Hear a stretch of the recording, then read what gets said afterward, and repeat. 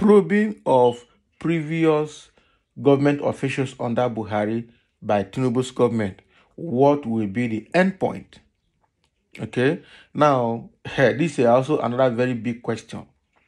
Okay, now Tinubu just entered office, and the next thing is he has started flogging some people by taking the Mefele and also taking the chairman of the EFCC, Abdulaziz Bawa, okay, and taking all of them now. They are now in DSS custody or something like that. Okay, and there is another call to probe all the ministers and associates and aides that worked with Buhari in the previous election. And there's also another call to pick up Abdullahi Ganduje, the former governor of Kano State, for his dollar video, okay, for collecting such amount of dollars from contractors, and that case is also pending. So there's a lot of multiple cases of corruption in Nigeria that Tinubu will have to manage if he really wants to go on probe. And you know one thing, he might be doing it selectively for now, but the time will come where the selective probe will become a massive probe or a mass probe, because issues will be connecting to issues, people will be connecting to people, previous incidents will be connecting to present incident. And how are we sure that even Tinubu himself will not be roped into the corruption case that is fighting now? So is Tinubu honest with fighting this corruption? Does he have the lever to fight this corruption to a conclusive end that will be satisfactory to all Nigerians? And if that happens, will he be spared in the corruption fight? That is a very big question that this government need to answer in the corruption fight. Yes, we know that there is need to end corruption in Nigeria, but will a corrupt official fight another corrupt official? That is almost impossible. A pot cannot call a kettle black. Dog not the chop dog, except dog when smoke igbo or drink ogogoro. Now so it be. Okay, so it's a case of dog not the chop dog. Now we dey so. So any dog when chop dog, now bad dog, and another dog will chop him. That's a bad one. Oh. So the corruption case that Tinubu is fighting, I don't see how it's going to end successfully. It's just looking like initial Gràĝŕà, like Nigerians used to say. Just show that you can hit the ground running, like they are claiming that they're hitting the ground running. But are they running on a clean pedestal? Are they running on a smooth runway? There is so much gallop, so much pothole on this runway that they are running. They say that's hitting the ground running. Because if somebody, let me come this way now. If somebody like a Mefele decide to open his mouth on what he has done in the past 9 years as CBN governor, what he has done, the support he has given to all government officials, the support he has given to all the politicians to move money in hard currency in dollars. If Mefele should open his mouth on how he has supported Tinubu's government, Atiku, himself, and all the big wigs of Nigerian politics in the presidential primaries, how they shared dollars, how did they get all the dollars?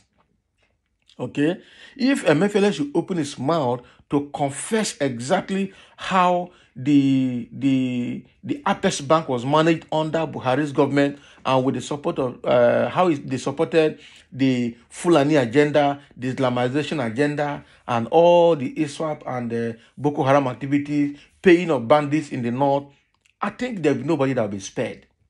I tell you, even Buhari himself will not be spared.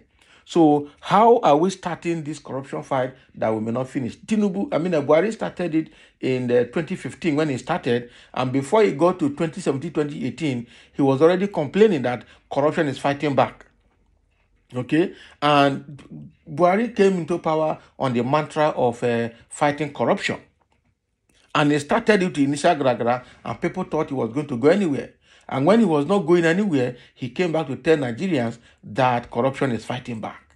On 2019, fighting corruption became a dead matter, because at 2019 campaign, when they made Oshomole, the chairman of APC, national chairman of APC, Oshomole boldly came out to tell Nigerians that APC is a party that will handle, that will support everybody, and that no matter how big your sins are, when you come to APC, your sins are forgiven.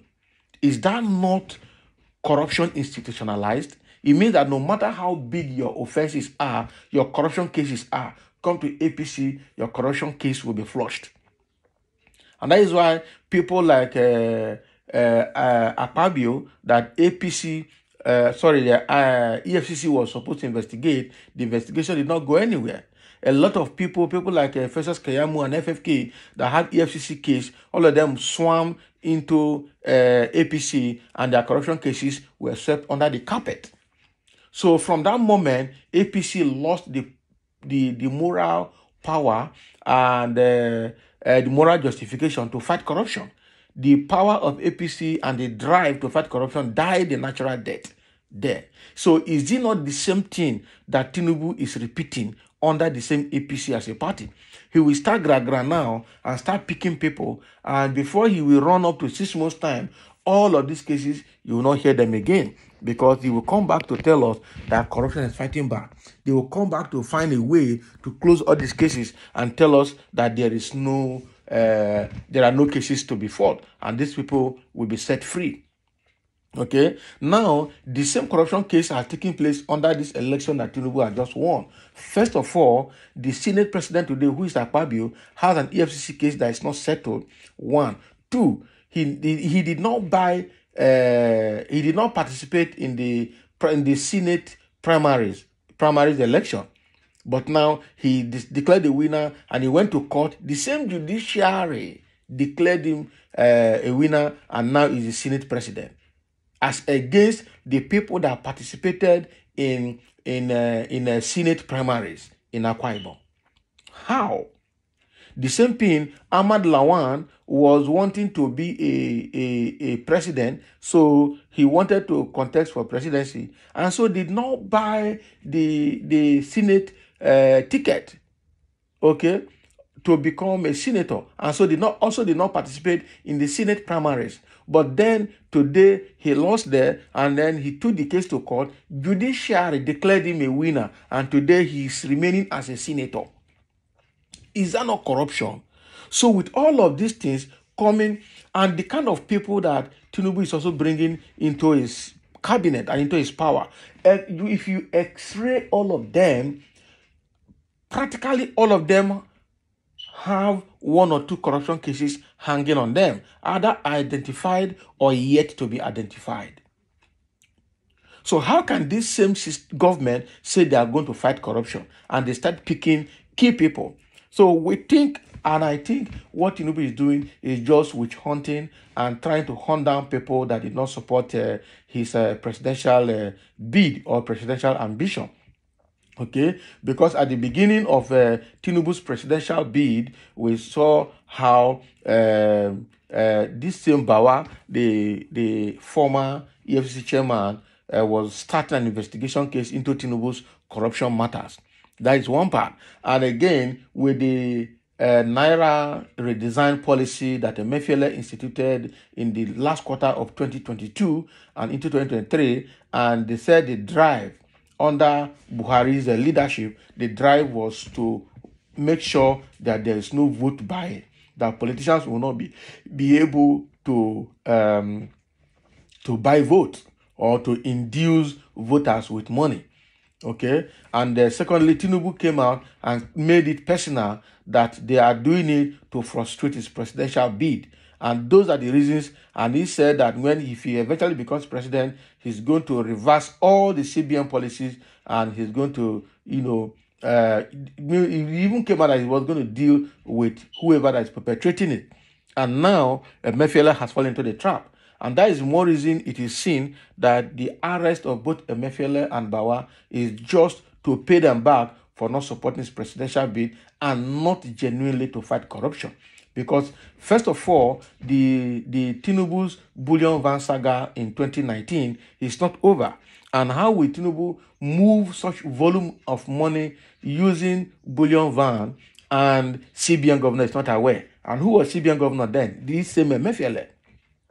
Okay, so it's a big case that this government is pretending to fight corruption, but they're not really fighting corruption. They are just trying to pay back people that did not support their ambition, and the corruption fight is not going to go anywhere, because even he himself, Tinubu, that is fighting corruption, has a lot of cases on his neck. 1 is his age, 2 is his origin, 3 is his certificate he said he got from Chicago State University, 4 is the amount of money that he forfeited on drug case in the United States, 5 is how he handled Lagos and the Alpha Beta issue that is hanging on his neck, and that was even the case that EFCC was about to investigate prior to this presidential election.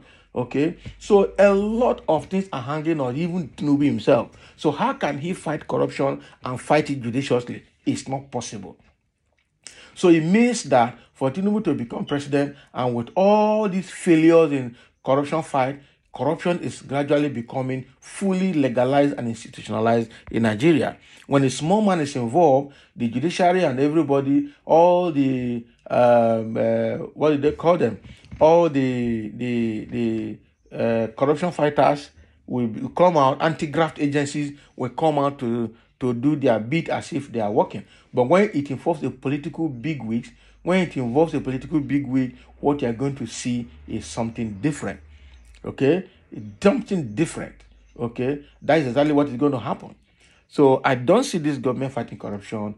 It's not going to go anywhere. In fact, with Tinubu's government, corruption is going to be fully institutionalized, and if anybody make noise, we'll slide into full dictatorial system of government under democratic setting in Nigeria.